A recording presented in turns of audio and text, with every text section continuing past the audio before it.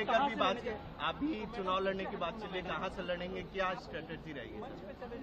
देखिए, ये बात मैंने कही है कि मैं बहुत लंबे समय तक अपने आप को केंद्र की राजनीति में नहीं देखता हूं।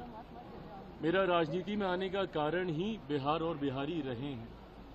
ऐसे में मेरी इच्छा है कि मैं जिस सोच के साथ राजनीति में आया हूं, मेरा एक अपना विजन भी है, बिहार फर्स्ट, बिहारी फर्स्ट।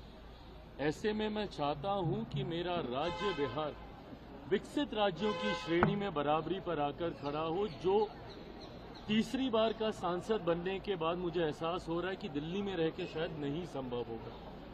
ऐसे में ये इच्छा मैंने पार्टी के समक्ष रखी थी कि अब मैं जल्द बिहार वापस जाना चाहता हूं। ऐसे में अगर पार्टी चाहेगी, और जब मैं ये कहता हूं कि पार्टी चाहेगी तो छूटते ही आप लोग ये सवाल दागेंगे कि भैया आप ही पार्टी हैं, आप अगर चाहेंगे तो कौन आपको रोकेगा। हकीकत भी है, गलत नहीं है ये।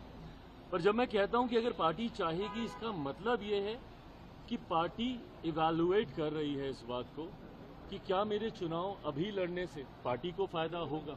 क्योंकि कई बार जब राष्ट्रीय स्तर के नेता प्रदेश का चुनाव लड़ते हैं तो चुनाव में भी आपको मजबूती मिलती है।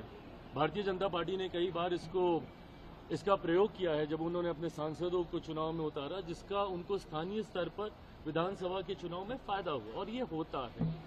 तो अगर मेरे चुनाव लड़ने से मेरी पार्टी को मजबूती मिलती है, एज एन मेरा स्ट्राइक रेट बेटर होता है। लोकसभा में हम लोग का 100% स्ट्राइक रेट था। मैं चाहूंगा कि विधानसभा में भी मैं जितनी सीटों पे भी लड़ूं, पर मेरा स्ट्राइक रेट बेटर हो। तो अगर मेरा स्ट्राइक रेट मेरे लड़ने से और मेरे गठबंधन का प्रदर्शन अगर इससे बेहतर होता है, जो कि चर्चा में लग रहा है, तो मैं जरूर लड़ूंगा। मुख्यमंत्री पद की बिहार विधानसभा चुनाव में मुख्यमंत्री पद की कोई वैकेंसी नहीं है। मौजूदा मुख्यमंत्री नीतीश कुमार जी ही चुनाव परिणामों के बाद प्रदेश के मुख्यमंत्री बने।